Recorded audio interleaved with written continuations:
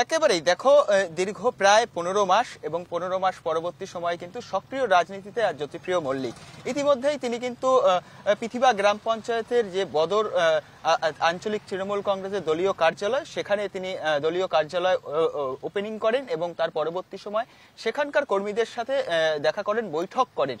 কার্যত যেমনটা মনে করা হচ্ছে যে সামনে 2026-এর বিধানসভা নির্বাচন এবং সেই নির্বাচনকে সামনে রেখেই কিন্তু কার্যত জ্যোতিপ্রিয় মল্লিকের এই কর্মসূচি এবং সেখানে দাঁড়িয়ে এই উত্তর চব্বিশ পরগনা জেলার ক্ষেত্রে জ্যোতিপ্রিয় মল্লিক কিন্তু বিভিন্ন সময় এই জেলার গোটা জেলার দায়িত্ব সামলেছেন, জেলা সভাপতি ছিলেন।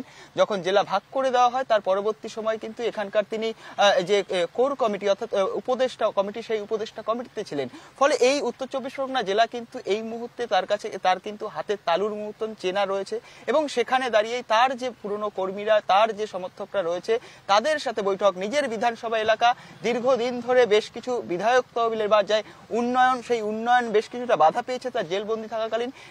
তোমরা ইতিমধ্যেই জানো যে কেন্দ্রীয় তদন্তকারী সংস্থায় রেশন বন্টন দুর্নীতি মামলায় তাকে গ্রেফতার করা হয়েছিল এবং তারপর জামিন পাওয়ার বেশ কিছুদিন পর কিন্তু তিনি সক্রিয়ভাবে বলা যেতে পারে আজকে রাজনৈতিক এই যে কর্মকাণ্ড বা যে রাজনৈতিক তার যে কর্মসূচি তা কিন্তু শুরু করলো। দীর্ঘদিন তিনি পর কিন্তু এই জামিনে মুক্তি হওয়া দীর্ঘদিন পর কিন্তু তার যে বিধানসভা কেন্দ্র সেখানে এসে পৌঁছেছেন। ফলে ইতিমধ্যেই একাধিক জায়গায় তিনি যেমন প্রথমেই বদর অঞ্চলের যে সমস্ত তৃণমূল কর্মী সমর্থকরা তাদের সাথে বৈঠক সারলেন, পরবর্তী ক্ষেত্রে রাস্তায় আস্তে আস্তে সাধারণ মানুষের সাথে জনসংযোগ, স্থানীয় এক মন্দিরে সেখানে তিনি পুজো দিলেন এবং পুজো দেওয়ার পরবর্তী সময় এই মুহূর্তে তার যে কনভয়, সেই কনভয় কিন্তু এগিয়ে চলেছে এবং এখান থেকে 2 নম্বর রেলগেট যাবেন, সেখান থেকে পায়ে হেঁটে মিছিল করে কিন্তু তার যে হাবড়া যে পৌরসভা রয়েছে সেই হাবড়া পৌরসভায় যাবেন এবং সেখানেই দলীয় কর্মী, স্থানীয় কাউন্সিলর প্রত্যেকের সাথে সেখানে দলীয় কর্মসূচি অর্থাৎ বৈঠক সারবেন। অর্থাৎ দীর্ঘদিন বাদে এই যে বিগত 15 মাস, এই 15 মাসের কি কাজকর্ম হয়েছে বা কি বিষয় রয়েছে গোটা বিষয়টি দলীয় কর্মীদের কাছে জানতে চাইবেন। তার কারণ 26-এর ভোটের দামামা কার্যত বেজে গেছে বলাই যেতে পারে ইতিমধ্যেই।